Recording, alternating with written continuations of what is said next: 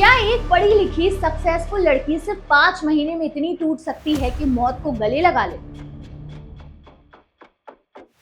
क्या एक powerful family अपने रसूख के दम पर सच दबाने की कोशिश कर रही है? क्या त्रिशा शर्मा की मौत सच में सुसाइड थी या फिर एक प्लान मर्डर? नमस्कार, मैं आमिना और आप देख रहे हैं आपकी खबर। और आज की ये खबर सिर्फ एक केस नहीं बल्कि पूरे सिस्टम पर बड़ा सवाल है। नोएडा की रहने वाली फॉर्मर मिस पुणे रह चुकी त्रिशा शर्मा आज इस दुनिया में नहीं, भोपाल की ससुराल में उनकी लाश फंदे से लटकती मिली और अब परिवार खुलकर आरोप लगा रहा है ये सुसाइड नहीं, डाउरी मर्डर है। सोचिए, 33 साल की Trisha, MBA graduate, smart, independent, content creator, जिंदगी में आगे बढ़ने वाली लड़की। साल 2024 में डेटिंग ऐप के जरिए उनकी मुलाकात भोपाल के वकील समर्थ सिंह से हुई। दोनों करीब आए, प्यार हुआ और दिसंबर 2025 में शादी हो गई। परिवार ने सोचा होगा कि बेटी की जिंदगी अब खुशियों से भर जाएगी, लेकिन सिर्फ 5 महीने बाद मौत की खबर आ गई। 12 मई 2026 भोपाल के कटारा हिल्स इलाके का वो घर जहां त्विषा की लाश संदिग्ध हालत में मिली और यहीं से शुरू हुआ सवालों का सिलसिला।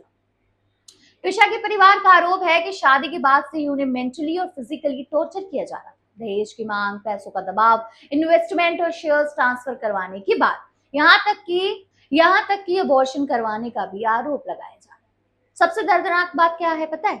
त्विषा ने अपने करीबियों को जो बातें कही थी, एक दोस्त को मैसेज भेजा था, उसमें उन्होंने लिखा था, आई एम ट्रैप्ड ब्रो, बस तू मत फंस। सोचिए उस लड़की की हालत कैसी रही होगी जो अंदर ही अंदर टूट चुकी होगी। माँ को फोन करके रोते हुए कहती है, मम्मी मैं यहाँ पागल हो जाऊंगी। लेकिन सवाल ये है, अगर सब नॉर्मल था तो फिर इतनी शिकायतें क्यों थी, इतनी चीखें क्यों थी? अब सुनिए कहानी का दूसरा हिस्सा। त्रिशा के पति समर सिंह फिलहाल फरार बताए जा रहे हैं।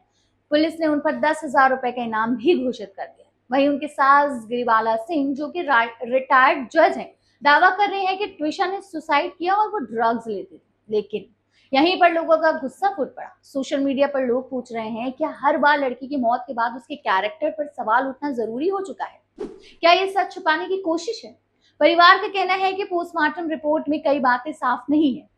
एंटीमोर्टम इंजरीज यानी मौत से पहले चोट के निशान मिलने की बात सामने आई है। दावा यह भी किया जा रहा है कि त्रिशा प्रेग्नेंट थी।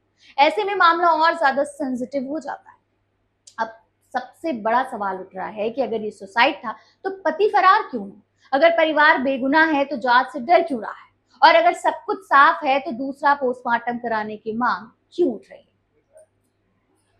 दोस्तों, आज देश में हर दिन ऐसी खबरें सामने आती हैं, कहीं दहेज के नाम पर, कहीं मानसिक प्रताड़ना के नाम पर। बेटियां शादी के बाद ऐसी जिंदगी जीने को मजबूर हो जाती हैं जहां वो ना खुलकर जी पाती हैं और ना अपनी तकलीफ बता पाती हैं। शादी जो एक नया रिश्ता होना चाहिए, कई लड़कियों के लिए डर और दबाव का दूसरा नाम बनता जा रहा है। त्रिशा शर्मा केस अब सिर्फ एक फैमिली डिस्प्यूट नहीं रह गया। ये मामला महिलाओं की सेफ्टी, पावरफुल फैमिलीज के इन्फ्लुएंस और जस्टिस सिस्टम की ट्रांसपेरेंसी पर बड़ा सवाल बन चुका है। त्रिशा के भाई हर्षित शर्मा, जो इंडियन आर्मी में मेजर बताए जा रहे हैं, और उनके पिता लगातार इंसाफ की लड़ाई लड़ रहे हैं। परिवार की मांग है कि इस केस की सीबीआई इंक्वायरी हो और एम्स दिल्ली में दोबारा पोस्टमार्टम कराया जाए। अब देखना ये होगा कि पुलिस जांच किस दिशा में ले जाती है। क्या सच सामने आएगा?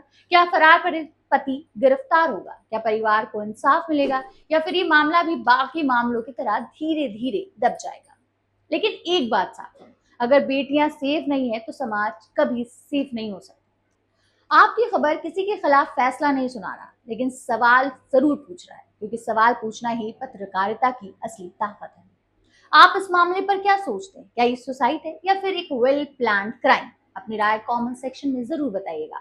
और अगर आपको लगता है कि हर बेटी को इंसाफ मिलना चाहिए तो इस वीडियो को ज्यादा से ज्यादा शेयर कीजिए और कमेंट में लिखिए, जस्टिस फॉर त्रिशा शर्मा।